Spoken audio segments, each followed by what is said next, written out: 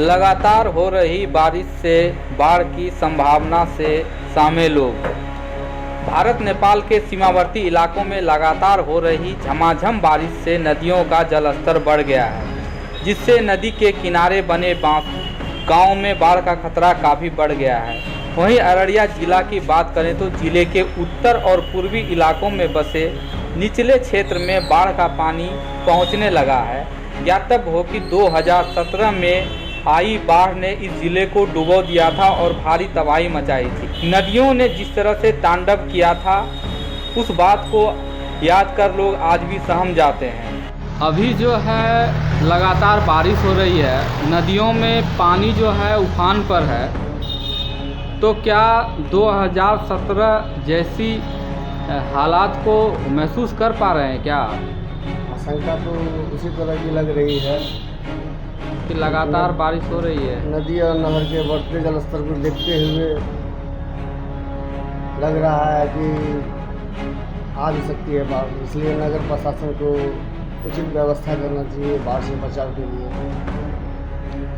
2017 का जो अनुभव रहा, तो अगर इस प्रकार की बाढ़ आती है तो आपको क्या लगता है कि अभी प्रशासन तैयार है? तैयार तो है, लेकिन लगता है पूरी तरह से तैयार नहीं है, क्योंकि बढ़ते जलस्तर को देखते हुए देख रहे हैं कोई भी व्यवस्था कहीं नहीं की जा रही है। इसका मतलब है कि पूरी तरह से तैयार नहीं है व्यवस्था, जिसके कारण हादसा भी हो सकता है। जी, बारिश हो रहा है, हाँ, तो क्या लग रहा है कि बाढ़ पानी आ सकता है? बिल्कुल आ सकता है। तो अगर बाढ़ पानी आएगा तो फिर कैसे बचाव करेंगे आप लोग? अब तो ये ऊपर वाला तो बात है, और सरकार जो करेगा वही नहीं बचाएगा। अच्छा, अपने स्तर से कोई तैयारी नहीं है? अपने स्तर से क्या तैयारी करेंगे, कोई स्तर नहीं तैयार कर सकते हैं। पूरे अररिया जिला की बात करें तो जोगबनी प्लेटफार्म नंबर 2 पर पानी चढ़ गया है, जिससे फारबिसगंज से सभी ट्रेनें अभी खुल रही हैं।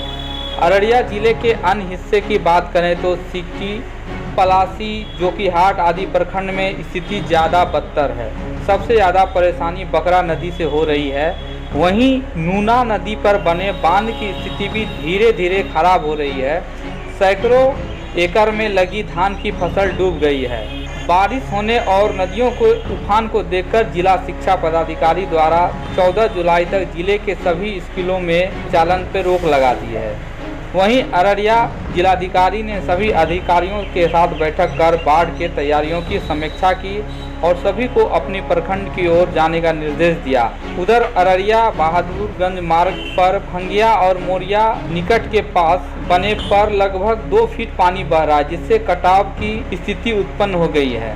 जिलाधिकारी बैद्यनाथ यादव ने 327 के कार्यपालक अभियंता को डायवर्सन पर आने जाने पर रोक लगाने का आदेश दिया है। वहीं जिले के मदनपुर स्थित ऐतिहासिक मदनेश्वर शिव मंदिर में लगभग 3 फुट पानी भरा है, तो मदनपुर बाजार में भी लगभग 2.5 फुट पानी बहने से बाजार की स्थिति बंद जैसी हो गई है। दर्जनों गांव में बाढ़ का पानी घुसने से लोग सहम गए हैं। कुर्साकाटा प्रखंड के ऐतिहासिक सुंदरनाथ शिव मंदिर जाने वाले मार्गों में भी पानी चढ़ने से लोगों को आने जाने में काफ़ी दिक्कतों का सामना करना पड़ रहा है। जमुआ से रामनगर जाने वाली सड़क पर भी पानी भरा है। वहीं दूसरी ओर अररिया जिले के झमटा गांव में एकमात्र चचरी का पुल था जो बह गया, जिससे ग्रामीणों की मुश्किलें काफ़ी बढ़ गई हैं। यह जिला मुख्यालय से महज 9 किलोमीटर की दूरी पर झमटा पंचायत के लोग नदी के बढ़ते जलस्तर से डरे सहमे हैं। नेपाल से नदी में पानी छोड़े जाने के बाद नदियों में उफान है।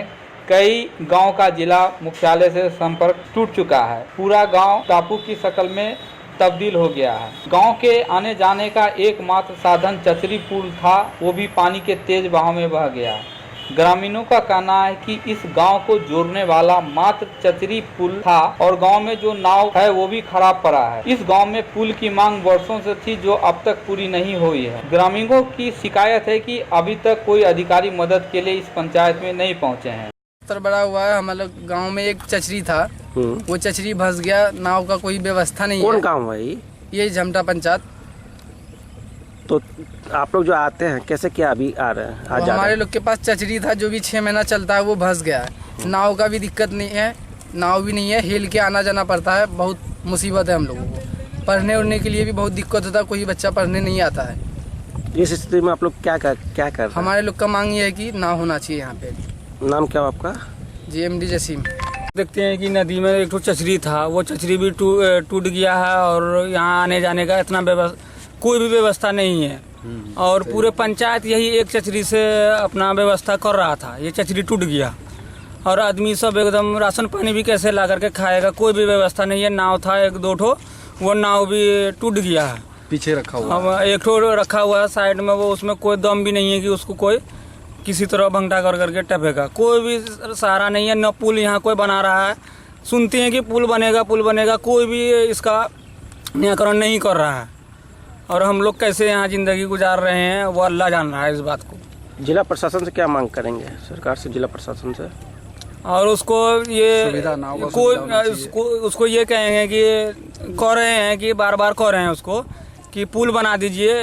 हाँ बनेगा, कोई भी इसका देख रेख नहीं कर रहा है। न नाव है, नाव था एक ठो, वो भी टूट गया है, एक ठो टूटा हुआ रखा हुआ है। नाम क्या है आपका? मोहम्मद साहबाज आलम। पता ही नहीं है वो पिट जाने का। हम कल आए थे, अररिया गए थे, हम फंसे हुए यहाँ पे रुक गए आके। नहीं पुल है, नहीं नाव है कि वो पिट हम लोग जाएं। अगर कोई बात हो जाए, अगर ज़्यादा पानी आ जाए तो वो पिट का आदमी ये पिट आ ही नहीं सकता, कहीं भाग नहीं सकता। ऐसा बुरा से हम लोग फंसे हुए, बीच में चारों तरफ से नदी है, बीच में हमारा झमटा गाँव है। बताइए हम लोग क्या कर सकते हैं इसमें? तो क्या मांग करेंगे सरकार से? सर इसमें होना चाहिए कि पुल बनाए, या तो अभी के टाइम में नाव दे, पुल ना बने तो नाव तो कम से कम होना चाहिए आदमी को अप डाउन करने के लिए। यहाँ नहीं नाव है, नहीं कुछ है, 2-3 तो होना चाहिए कम से कम, एक भी ना है यहाँ पे। दुकान सब जाले कट के सब यहाँ पे बेकार हो गया है। देखिए पिछली बार जो त्रासदी आया था, बाढ़ जो आया था, उसके बाद कुछ यहाँ कोई काम हुआ है? कोई काम नहीं हुआ सर, कोई काम भी नहीं हुआ यहाँ पे। पता नहीं झमटा के लिए या मैसाकोल के लिए यहाँ पर कोई है ही नहीं है, कोई नेता ऐसा है कि इसका काम करवाए। सिर्फ वोट लेने के लिए आए, वोट लेके चला जाए बस, उसका दोबारा यहाँ पे आता ही नहीं है कोई। नाम बताइएगा। मोहम्मद आमिर।